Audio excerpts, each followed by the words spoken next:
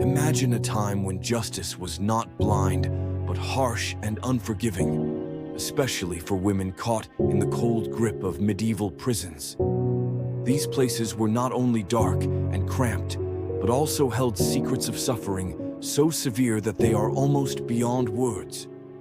Today, we explore 7 of the most unspeakable punishments that women endured behind the stone walls of medieval dungeons. Prepare yourself for a journey into a past where cruelty was often the law. The first punishment was the use of iron collars. These heavy metal devices were locked tightly around the necks of female prisoners. The collars were designed not only to restrict movement, but to cause constant pain. Some were fitted with spikes or sharp edges inside, so any attempt to move the head would bring injury. Women wearing these collars lived in a state of endless discomfort, a reminder of their captivity that could not be removed. Next, consider the torment of the scold's bridle. This cruel device was a metal mask that locked around the head and had a piece inserted into the mouth to prevent speech.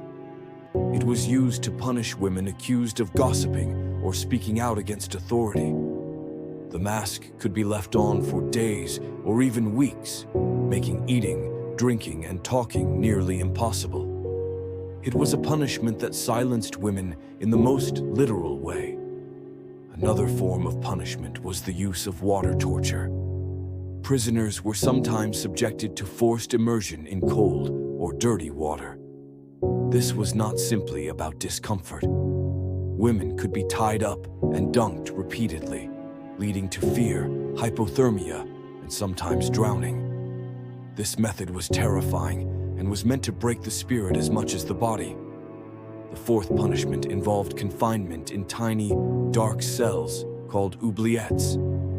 These prison holes were often just large enough to stand or sit in, with little to no light or ventilation. Women locked inside would face isolation and despair, with no contact with the outside world. Many never left these pits alive, as the conditions led to sickness and death. Fifth on the list is the punishment known as the rack. Though more commonly associated with male prisoners, women were not spared this device. The rack stretched the body painfully, dislocating joints and tearing muscles. This was a brutal way to extract confessions or punish perceived crimes. The physical agony was immense, and the mental torment even greater. The sixth form of punishment was public humiliation. Women could be paraded through town in chains, sometimes wearing signs describing their crimes. This exposure was designed to shame not only the prisoner, but also her family. The goal was to isolate the woman socially and mark her as unworthy of respect or kindness.